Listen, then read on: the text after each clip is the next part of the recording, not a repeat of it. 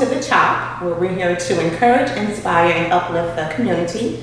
Today we have former NFL player Brock Williams and his wife, Meka Williams. We thank you guys for coming today. Thank you for having us. You guys are welcome. Well, we have several questions for you guys today. How many? Just a couple. Just a couple. First question, is it important to love yourself and why? I would say yes. It's important to love yourself. Why? Because to love yourself is to be able to fully love others. How you treat yourself is a reflection oftentimes of how you will treat others. If I neglect myself, I could very easily neglect my husband, neglect my child or my children. But loving myself encourages me and gives me a fire within to take care of others. Well, I'm a follower of Jesus Christ, and Christ said to love my neighbor is to love myself, or let's put it this way, love your neighbor as yourself. So really when you learn to love yourself, and I'm not speaking of my physical self, I'm speaking of you all. I treat you as myself. Not saying that I'm great at it, but the more I love you guys, that's me loving myself. And I know the direct question is more like, if you center your attention on loving your own self, like taking care of yourself, you'll be able to reflect that care to others. But I believe that if you start to forget about yourself and love others, then you really truly will overpower the inability to sometimes love yourself. Because it's the empathy, because it's just the truth. The truth is that you are just a reflection of me. You are a part of me. A baby comes into the world.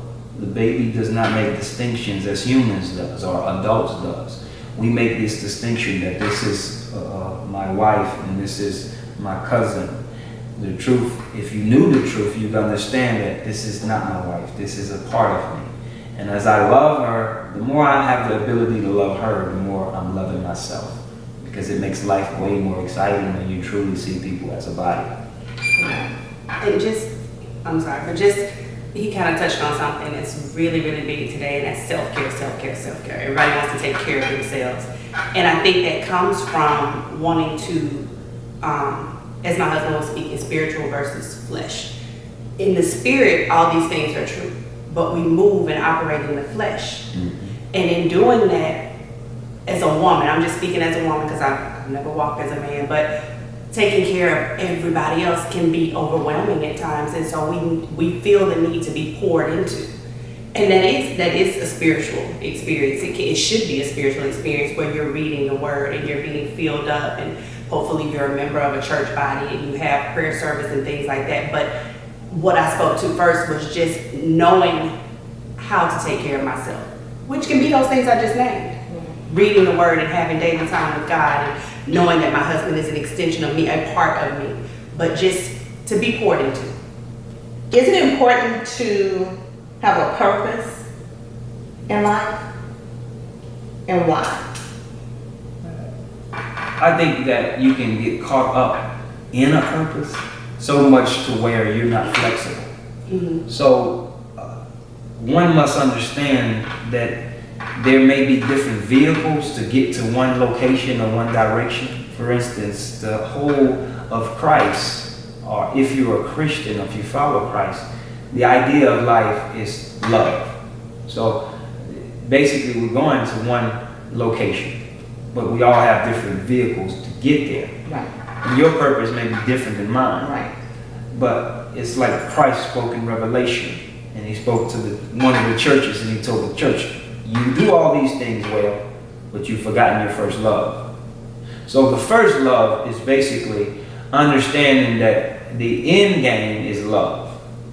The vehicle or the field you're in is how you get there. So if I train and you interview and she makes sales or does sales with certain products that she's created, all of those, they're just vehicles to get to one location. The location is love. So if you do it unto love or unto the Lord, as the Bible says. So purpose is very important. And if you have a purpose, usually you'll ride that vehicle on a narrow path and you'll get to love. But you have to realize. So excuse me, Brock. So in saying that, are you stating that in order to have a purpose, you have to first have love? Well, love will guide you where you're going.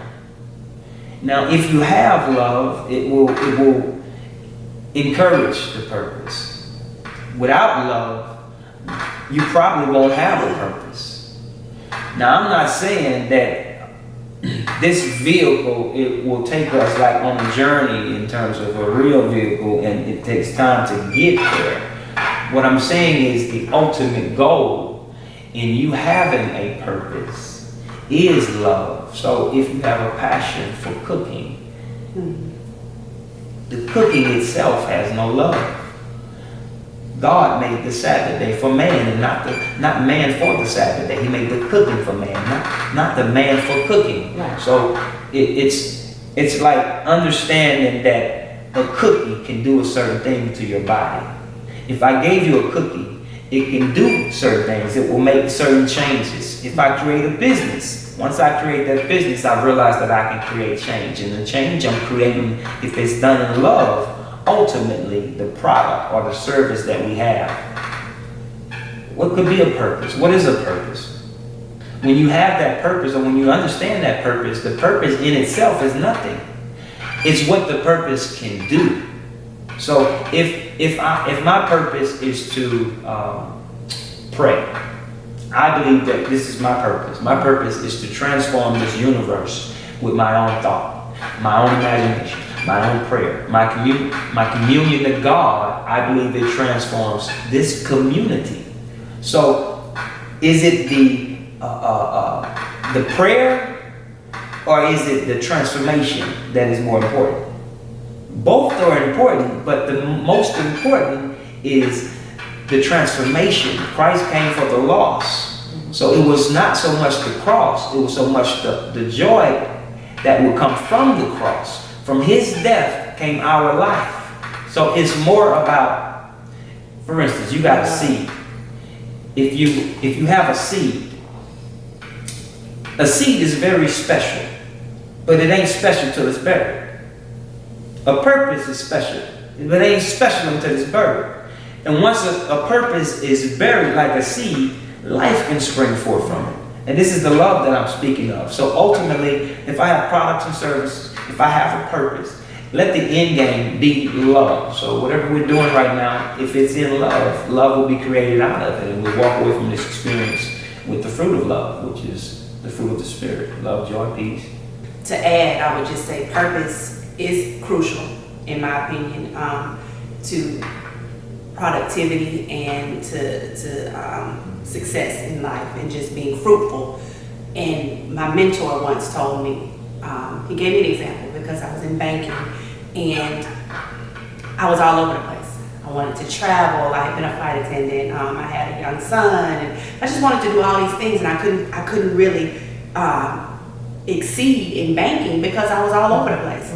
And he sat me down during coaching, and he said, "You're like a light. When you turn on, you light up everything around you.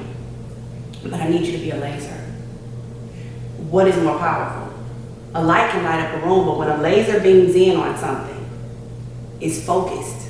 That's why they say they want you to have laser focus.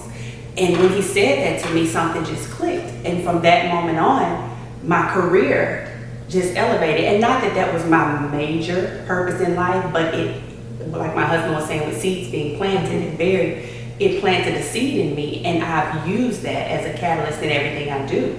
To know that it's not just saying, "Oh, I want to do this." What is the course that you're on to get there? Right. You can have a purpose, but if you're not on, if you don't have your pathway before you, like my husband spoke of a narrow path, if you're not on, you can go in circles your whole life, Right. unless you're focused in like that laser. So yes, purpose is crucial. Well, I truly want to thank you guys so very much for coming to the top, talking up about the great topics. I did have other questions, but your husband actually answered all of my questions. We do appreciate it so very much. Thank you. And hopefully we'll see you guys again. Yes. On the We'll be chop. looking forward You to will. it. Thank you so much. Yes, welcome. So we do want to thank you guys for tuning in to The Chop, where we chop up great topics. Visit us on Facebook or Instagram if you have any questions or concerns about life, spirituality. That's what we're here for. But look for us to be knocking at your door to Chop chop it it up.